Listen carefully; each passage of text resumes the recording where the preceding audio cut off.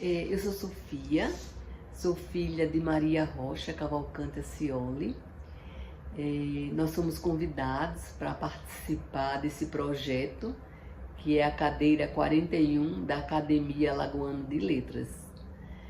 E para falar um pouco, né, sobre a trajetória da minha mãe como escritora.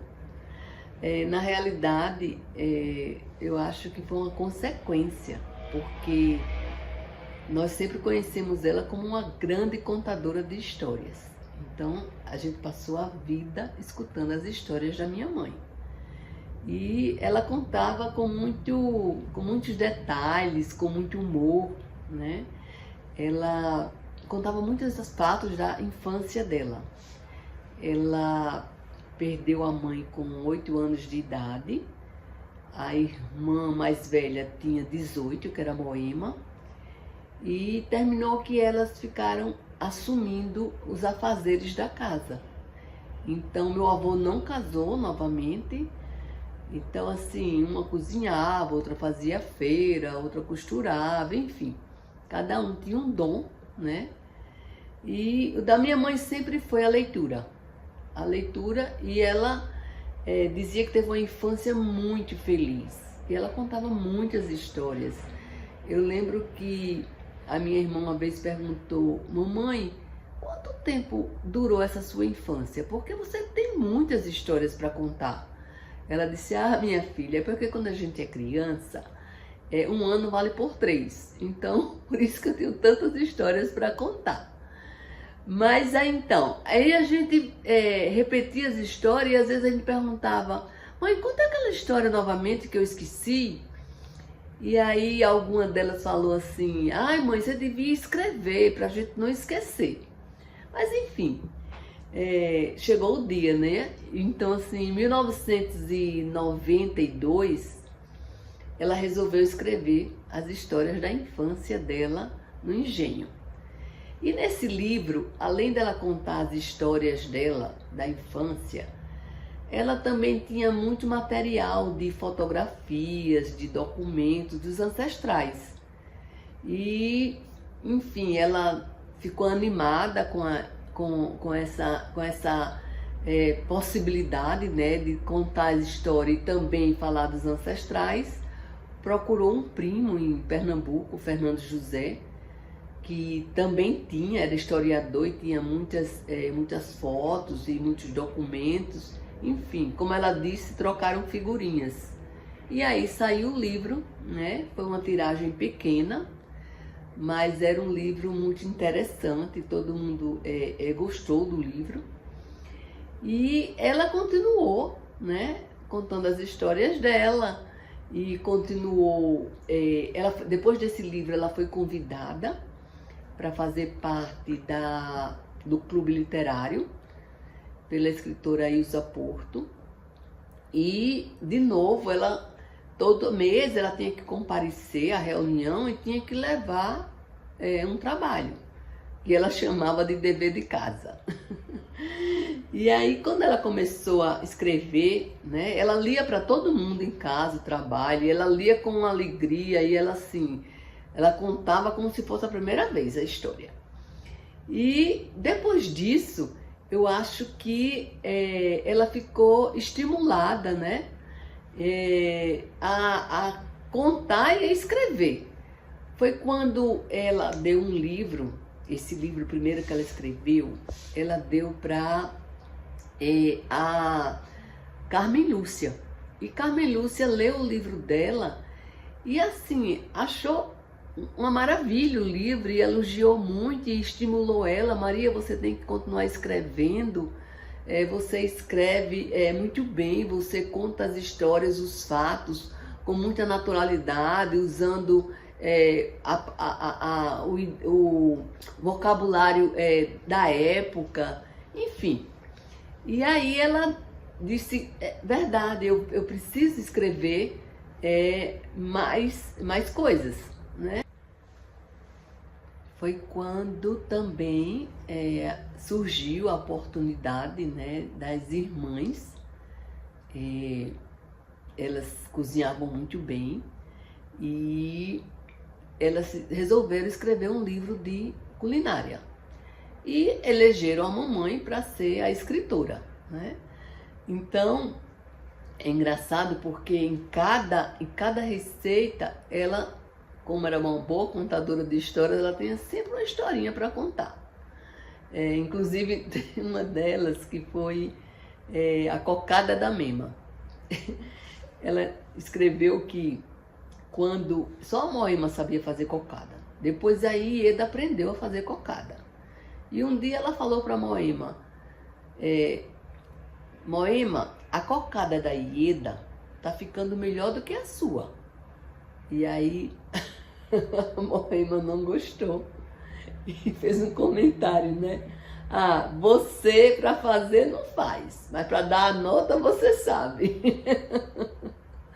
Então assim, ela sempre tinha umas historinhas pitorescas para contar. E esse livro foi um sucesso, né? E ele é muito gostoso porque são receitas que elas fazem e que são experimentadas, e é um livro gostoso de ler porque ele é simples e tem essas historinhas aí mesclando o livro. E, bom, e aí depois, né, ela, depois desse grupo literário, onde ela tinha já tinha um material bom, né, porque ela, como ela disse, todo mês ela tinha um dever de casa para fazer, e as histórias que ela contavam eram exatamente as histórias que ela vivia, né? As viagens que ela fez. Nossa, ela contava uma viagem, ela escrevia uma viagem que você viajava junto com ela. Ela contava todos os detalhes.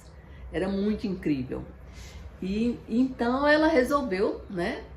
E quando foi em 2005, 2004, ela resolveu que queria aprender a usar o laptop. E aí ela comprou o primeiro laptop dela, contratou um professor e começou a usar. Ela chamava muito carinhosamente o laptop de Sabidinho.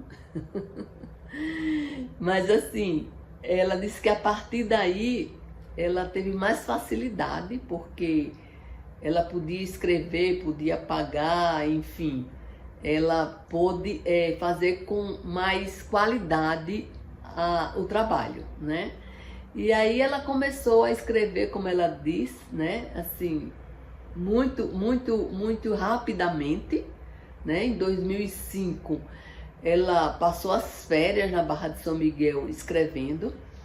E na Barra de São Miguel sempre a gente se reúne nas férias, a família inteira, e todas as netas ajudando a ela a escrever o livro dela. E em 2006, ela lançou o livro, né, que é o livro Amando a Vida, que é esse daqui, onde ela conta os fatos, né, e as histórias. Ela não conta mais as histórias da infância dela aqui, porque ela já tinha contado no livro anterior. Mas o livro é muito gostoso, porque, como eu falei, ela tem uma linguagem própria dela, e a gente pensa que a gente lê o livro e parece que a gente está vendo ela falar, né? E tem várias coisas que ela diz no livro aí que a gente fica pensando, puxa, ela contou isso e eu não prestei atenção. E eu, por conta dessa história, eu tinha mais coisa para perguntar para ela. Mas enfim, minha mãe é essa pessoa, né, que tinha pressa, ela dizia que tinha pressa em ser feliz, ela vivia intensamente e ela deixou aí um legado, né, para a família. Como eu disse, ela, depois que ela morreu, né, parece que ela ficou mais presente, porque toda hora que nós contamos uma história, cada hora que nós vivemos uma situação, nós pensamos e lembramos das coisas que ela falava. Mais uma vez, muito obrigada, né? E espero estar contribuindo para esse projeto. Bom, eu vou pegar o gancho aqui da tia Sofia, né, que descreveu muito bem toda essa vida literária da vovó Maria. Na primeira etapa, na primeira fase, que ela participou bastante. E eu, como neta, eu vou relatar um pouquinho do que eu vivi, do que eu experimentei em testemunhar a Maria, escritora, né? Bom, para começar, né, a vovó sempre foi uma grande referência literária pra gente. Desde da minha infância, desde que ela catequizou a gente, na verdade, né? Todos os netos foram catequizados por ela. Então, ela tinha esse dom não só de escrever, mas de saber contar histórias, de saber envolver. E acho que esse é o maior dom da vovó, né? É o de envolver pessoas com as palavras. E é isso que ela fazia de melhor, contando histórias da vida dela, da infância dela. E tem alguns episódios bem marcantes, né, na minha vida em relação a esse papel da Avó Maria. Eu lembro muito, quando eu era muito nova, eu amava escrever poesia. Na verdade, eu sempre amei escrever e a vovó sempre foi uma grande incentivadora. E eu me lembro de algumas vezes eu estava na casa dela e falava: vovó, que palavra rima com rosa? Aí ela me dizia: dolorosa. E eu fazia: vovó, mas não vai combinar na minha poesia, porque vai ficar repetido. Eu sinto uma dor dolorosa. E ela falava: mas você pode tudo, filha, você pode tudo com as palavras servem para isso. Você pode fazer a combinação que você quiser. Então, esse foi um episódio muito marcante, porque eu lembro como se fosse hoje, de tantas vezes que eu escrevia minhas poesias e pedia ajuda a ela, porque para mim, ela sempre foi essa referência. Então, assim, ela realmente foi uma pessoa que viveu amando a vida, amando as palavras, amando histórias, amando contar histórias, e ela é parte muito marcante da história da família. Então, não só no sentido afetivo, mas no sentido memória, né? Então, para mim, a memória da minha avó permanece viva através das palavras, através dos textos, através dos livros que ela deixou, desse legado. Então, assim, ela é e sempre vai ser uma grande escritora, uma grande mulher.